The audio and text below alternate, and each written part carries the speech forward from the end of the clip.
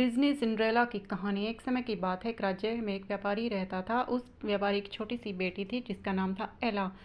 एला बहुत ही प्यारी और नेक बच्ची थी। उसके पिता उससे बहुत प्यार करते थे और उसकी सारी ज़रूरतें पूरी करते थे। लेकिन एला की ज़िंदगी में एक चीज़ की कमी थी। वह थी उसकी माँ, जो उसे छोड़कर भगवान के घर चली गई थी। एला की इसी कमी को पूरा करने के लिए उसके पिता ने दूसरी शादी कर ली। एला की नई माँ की दो बेटियाँ थीं। वह बहुत खुश थी कि माँ के साथ साथ उन्हें दो बहनें भी मिल गई थी। दोनों बहनें बहुत घमंडी थीं, लेकिन एला उनसे प्यार करती थी और अपनी नई माँ को भी बहुत चाहती थी। एला की खुशियाँ ज़्यादा दिन नहीं टिक पाई। एक दिन जब उसके पिता अपने काम से किसी दूसरे शहर में गए तो फिर कभी वापस नहीं आए। एला पर तो मानो मुसीबतों का पहाड़ टूट गया हो।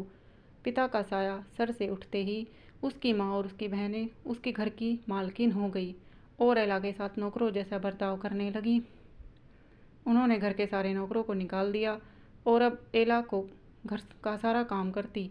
उसकी बहनें ना तो उसका कमरा भी उससे छीन लिया और उसे एक कोठरी में रहने के लिए छोड़ दिया। एला अपनी बहनों के पुराने कपड़े और जूते पहनती, सारा दिन उनके काम करती। कभी कभी तो एला इतनी थक जाती थी कि अंगीठी के पास ही सो जाती। अक्सर एला जब सुबह उठती तो अंगीठी की राख उस पर पड़ी होती। उसकी बहनें उसे सिंड्रेला कहकर चिढ़ाती और इस तरह उसका नाम सिंड्रेला हो गया। एक दिन राज्य में ऐलान हुआ कि महल में बहुत बड़ा आयोजन है और राज्य की सभी लड़कियों को बुलाया है ताकि राजकुमार अपनी पसंद की लड़की से शादी कर सके। राज्य की सारी लड़कियां बहुत खुश और उत्साहित थी। सिंड्रेला और उसकी बहनें भी अपनी किस्मत आजमाने को बेचैन थी। लेकिन फिर सिंड्रेला की ये खुशी उसकी सौतेली माँ को रास नहीं आई और उसने सिंड्रेला को महल में जाने से मना कर दिया। बेचारी सिंड्रेला दुखी मन से फिर अपने काम में लग गई और सोचती रही कि इस वक्त उसकी बहनें क्या कर रही होंगी और राजकुमार देखने में कैसा होगा। सिंड्रेला और जादूगरनी। सिंड्रेला जब इन ख्यालों में खोई हुई थी तब वहाँ एक जादूगरनी आई। उसने सिंड्रेला को दुखी देखा तो उसकी मदद करना चाही। सिंड्रेला ने सारी बात जादूगरनी को बताई। जादूगरनी ने सिंड्रेला से कहा, ओ प्यारी सिंड्रेला, मैं तुम्हारी मदद कर सकती हूँ।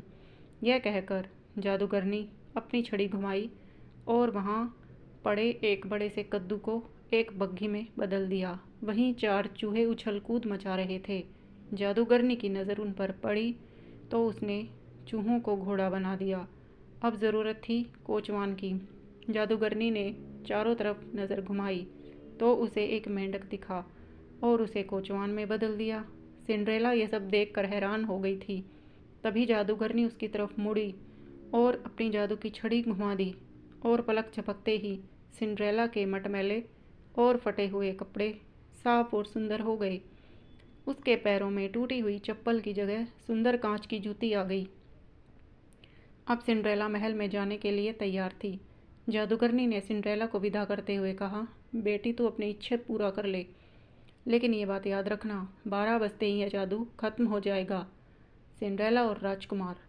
सिंड्रेला जब महल पहुंची तो सबकी नज़रें उसी को देखने लगी। वह बहुत ही सुंदर लग रही थी। राजकुमार ने जब उसके साथ डांस करना चाहा तो सिंड्रेला की सौतेली बहनों ने के साथ साथ वहाँ मौजूद सभी लड़कियाँ सिंड्रेला से जलने लगी, लेकिन कोई सिंड्रेला को पहचान नहीं पाया। राजकुमार ने तो उसे देखते ही फैसला कर लिया था कि वह इसी लड़की से शादी करेगा। सिंड्रेला भी राजकुमार की आंखों में ऐसी डूबी कि उसे जादू करने की बात याद ही नहीं रही। देखते ही देखते 12 बज गए। घंटी बजते ही सिंड्रेला को याद आया कि 12 बजे जादू खत्म हो जाना था। सिंड्रेला बिना राजकुमार को कुछ कहे वहाँ से भाग निकली। वह नहीं चाहती थी कि राजकुमार उसके पुराने गंदे कपड़ों में देखे और उससे नफरत करे। भागते वक्त सिंड्रेला की कांच की एक जूती महल में ही छूट गई, जो राजकुमार ने उठा ली। राजकुमार ने बहुत कोशिश की सिंड्रेला को ढूंढने की, लेकिन वह उसे कहीं नहीं मिली। सबने राजकुमार से उसे भूल जाने को कहा, लेकिन राजकुमार सिंड्रेला को भूल नहीं पा रहा था। आखिरकार सारे राज्य में ऐलान हुआ कि जिस पैर लड़की के पैरों में वह जूती आएगी, राजकुमार उसी से शादी करेंगे। राज्य में जैसे तूफान आ गया था। हर लड़की राजकुमार से शादी करना चाहती थी। सभी लड़कियां अपने आप को उस कांच की जूती की मालकिन बताने लगी। लड़कियों के घर जा जाकर उन्हें जूती पहनाई गई, लेकिन उनमें से किसी को भी वह पूरी नहीं आई। आखिर में सिंड्रेला की बहनों की बारी आई। दोनों ने हर कोशिश की जूती पहनने की, लेकिन कोई फ़ायदा नहीं हुआ। अब सबकी नज़रें सिंड्रेला पर रुक गई। सिंड्रेला ने जब उसे पहना तो वह उसी जूती के पैर में आ गई जैसे उसी के लिए बनी हो। सिंड्रेला की सौतेली माँ और बहनें हैरान और परेशान हो गई। किसी को भी उम्मीद नहीं थी वह सुंदर लड़की सिंड्रेला हो सकती है। राजकुमार ने जब सिंड्रेला से शादी के लिए पूछा तो सिंड्रेला ने खुशी खुशी हाँ कर दी। अगले ही दिन बड़ी धूमधाम से सिंड्रेला की शादी राजकुमार से हो गई। राजकुमार और सिंड्रेला एक दूसरे के साथ बहुत खुश थे और एक दूसरे को बहुत चाहते थे।